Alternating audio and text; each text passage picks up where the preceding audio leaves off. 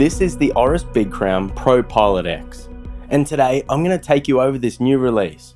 A release from a brand that I think is absolutely on top of its game at the moment. And if you were to ask any, watch lover to pick a brand that has been delivering the goods over the past few years, Oris is likely to come up in a lot of responses. They have been absolutely smashing it over the past few years with their more vintage-inspired pieces. This watch, however, is a little different. It's more modern, daring, and with that open skeleton dial and full titanium case, it's something a little different from the brand. And I personally have a bit of a love-hate relationship with skeleton watches. I think that on one hand, they are pretty cool if executed right, and they allow you to see the inner workings of your watch. On the other hand, they can appear too busy, they could look cheap, and I think they just don't look right if the execution isn't spot on. With this watch, well, I do have some mixed feelings about it. So let's take a closer look, let's review this watch, and let me explain exactly what I mean. We'll start this review with the case, because I think that's a standout on this watch. Made in full titanium, it's super light in hand and on the wrist. Like most titanium watches, the material does appear more grey in colour compared to stainless steel materials we see used on a majority of watches. And this can be a good or bad thing, just depending on what you're looking for in a watch. For me, and on this watch, it certainly helps pull the watch into more of a sports, casual category. And I think that it's only helped by the fact that the case lines are sharp and aggressive. The lugs taper to near perfection, and they sit below the case back. Now, I've mentioned this before, this small detail of the lugs sitting below the case back lowers the center of gravity of the watch, which then allows the watch just to sit better and more balanced on the wrist, or more planted. Measuring in at 44mm by 13mm in height, it's not going to be for everyone with that case diameter. However, when we consider the titanium material, the 51.7mm lug to lug, and the design of the case with them sharp lugs, these actually all come together to allow this watch to wear really easily. Wearability for me is actually a standout, and that bracelet I think is a key part in that. It's simply brilliant, with a nice simple clasp matching up to it that's super easy to adjust and open. The bracelet is made of full titanium, and it also features a nice taper from 22mm at the case to 18mm at the clasp, which is a 4mm graduated drop, which is about the norm. However, it really does help with the look of this watch.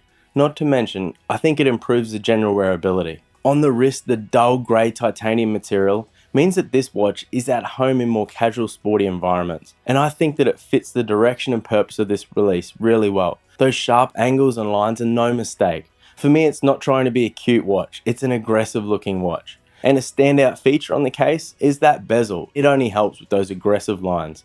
It's fixed, and if we take a closer look, Oris say that this is turbine blade inspired. This is, after all, a pilot's watch. Its sharp angles and lines match up really well with the grip pattern found on the screw down crown. I like this small detail. While the bezel pattern is certainly different, I actually like it. I think it's really well executed and implemented. I think it looks good. A flat brushed titanium ring sits above this bezel, and towards the inside of the dial, we see a gradual step down. This step features a less busy yet similar pattern to the outer turbine blade pattern, and I think that this frames the bezel of the watch really nicely.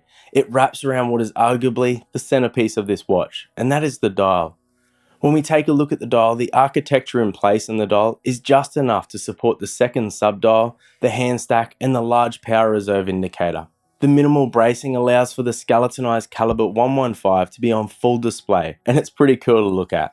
That large barrel sitting within the top portion of the watch really grabs your attention as you see it tightening up as the power reserve builds. Upon initial glance of this watch, it may all appear too busy. However, telling the time quickly and viewing the hands is actually pretty simple and easy. I think it's legible. While it's not going to win any legibility contests, I think it's fine in general use, and it is definitely better than I expected.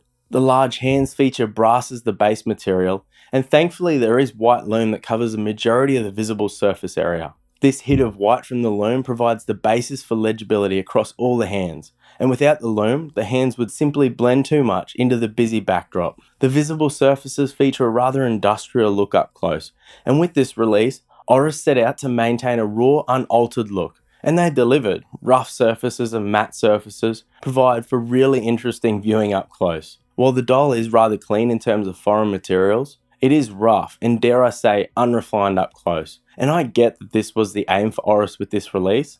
However, I can't help but to want, well, actually expect a much better level of finishing here. Like I said, while this does look cool and Oris set out to achieve this look, I think it's just a little too raw for me. I personally think that some more consideration in terms of, I guess, how Oris could have better finished these surfaces while still retaining an industrial look would have perhaps been a good consideration, and they may have come up with a better alternative. If you've been taking notice, you would have picked up that the power reserve indicator shows 10 days in total, and that's because this movement needs it. It has an absolutely crazy 10 days of power reserve. The caliber 115 is partly visible from the front with that open barrel standing out.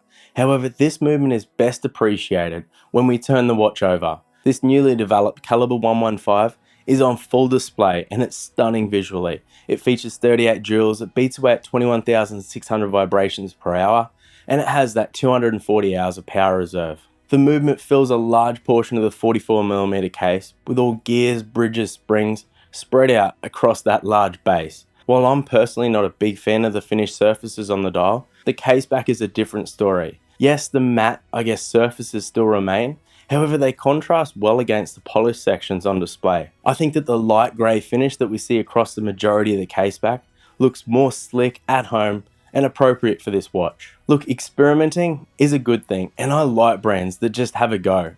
You know, Oris have been absolutely smashing it over the past few years with their vintage inspired watches. This year at Baselworld, they were arguably best in show with what they delivered in the 65 and the Aquas collection. So when you think about it, it would have just been easy for them to just keep tweaking those releases of models and not release a watch like this. However, this is something a little more modern, and I think it gives us a clear indication of the direction that the company wants to go next. For me, I think that this release signals that the brand's intention of creating higher end pieces to expand their capabilities, and I guess just to reach a wider audience. This can only be a good thing for the brand. However, I would have personally taken a different approach, something a little more reserved, and something more suitable for a wider range of risks. Or even better, work on developing a solid in-house movement for the already successful collections. However, that being said, I have heard some rumors that this is something that's already being worked on or already in the works. Stay tuned on that. Guys, if you're in the market for a sporty skeleton at around 7,000 US, this ProPilot is going to be a solid option. And I do think that it's a solid step up from many of the cheaper options. However, if we look at the competition, and more specifically the Zenith Defy collection, this watch is up against some stiff competition. Well guys, that's it from me. If you like this video, hit that thumbs up, and if you loved it, be sure to subscribe.